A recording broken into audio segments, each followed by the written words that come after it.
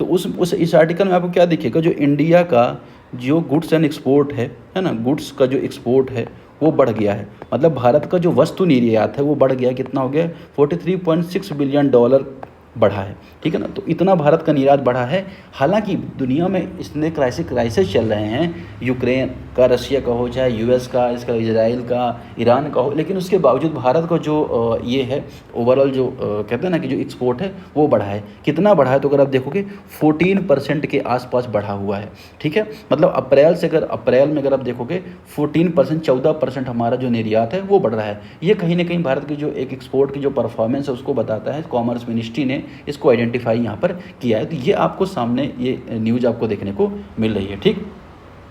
अब हम इसको थोड़ा सा डिकोड कर लेते हैं कि इस पर किस तरह से स्टैटिक में चीज़ें पूछी जा सकती हैं।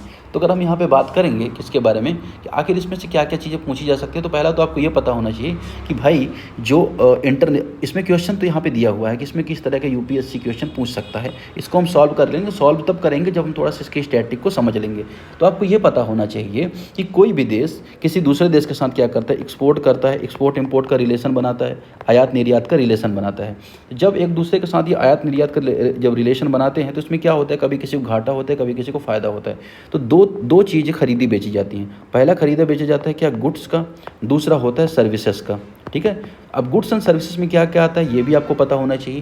गुड्स जिसे मर्चेंडाइज भी कहा जाता है। तो गुड्स में अगर आप देखोगे तो कौन कौन से प्रोडक्ट आते हैं, तो गुड्स में आपका आ जाएगा फिजिकल गुड्स आ जाएगा, सारा का सारा फिजिकल गुड्स, जितने भौतिक चीज़ें हैं, हम सामान बेचते हैं, जो दिखता है वो आता है। मैन्युफैक्चरिंग गुड्स आ जाता है, इंजीनियरिंग गुड्स जिसे हम कहते हैं, जिसको हम बनाते हैं, निर्माण करते हैं, वो मैन्युफैक्चरिंग गुड्स आ जाता है। इसके अलावा अगर आप देखोगे पेट्रोलियम गुड्स, पेट्रोलियम रिलेटेड जो प्रोडक्ट है वो सारे आ जाते हैं गुड्स में।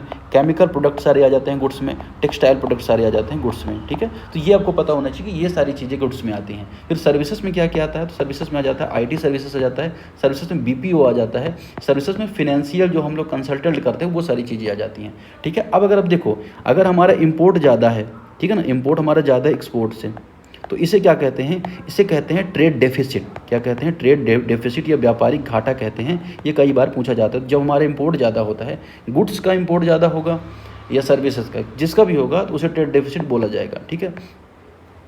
दूसरा कि अगर हमारा एक्सपोर्ट ज़्यादा हो तो उसे क्या बोलेंगे, एक्सपोर्ट ज़्यादा होने पर बोलेंगे क्या, ट्रेड सरप्लस। क्या बोलेंगे, लिख लीजिए आप, ट्रेड सरप्लस, ट्रेड सरप्लस, ठीक है।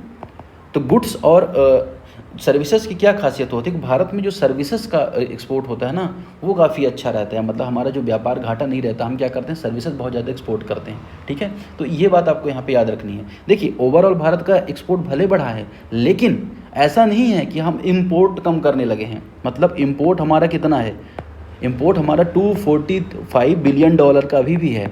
एक्सपोर्ट हमारा कितना है, 142 बिलियन डॉलर का है।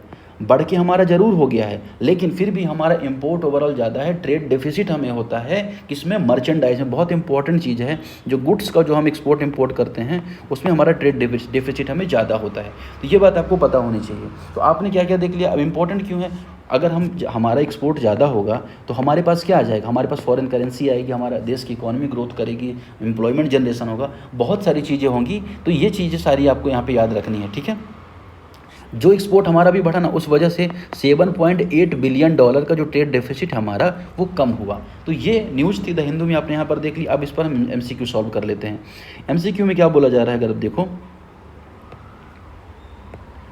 एमसीक्यू में अगर आप देखोगे तो यहाँ पे क्या बोला जा रहा है, consider the following statements regarding India's trading sector. Bharat के व्यापार क्षेत्र के बारे में आपको बताना है।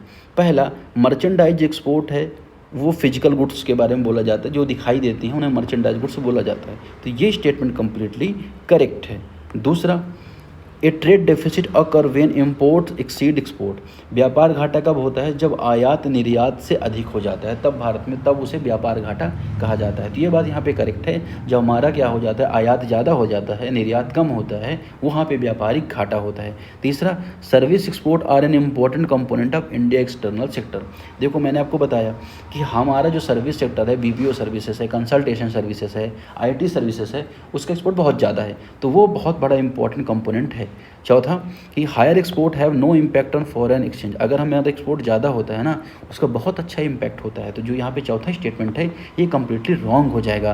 तो 1, 2, 3 इसका ऑप्शन यहाँ पे करेक्ट हो जाएगा, ठीक है। तो अगर आपने देखा तो ये हमारे लिए इंपॉर्टेंट होता है। GS पेपर 3 अगर आप देखोगे, GS पेपर 3 में मेंस का पार्ट भी होता है यूपीएससी में, जहाँ पे पूछा जाता है कि भारत का जो ट्रेड सरप्लस है, ट्रेड डेफिसिट है, उसको कम करने के लिए क्या चैलेंजेज है। तो हमें क्या करना चाहिए, हमें सर्विस सेक्टर्स की सपोर्ट बढ़ाना चाहिए, इंपोर्ट डिपेंडेंसी कम करनी चाहिए, रिन्यूएबल एनर्जी पर फोकस करना चाहिए। ये मैं आपको सजेशन दे रहा हूँ वे फॉरवर्ड लिखने के लिए। इसके अलावा जो फॉसिल फ्यूल्स है उस पर डिपेंडेंसी कम करनी चाहिए, तो फिर भारत का जो ट्रेड डेफिसिट है वो कम हो सकता है, क्योंकि ओवरऑल जो पेट्रोलियम रिलेटेड प्रोडक्ट है वो ज़्यादा इंपोर्ट करते हैं। ठीक है, तो इसका सही आंसर क्या हो जाएगा, 1 2 3। ठीक है, तो इस क्वेश्चन में इतना ही।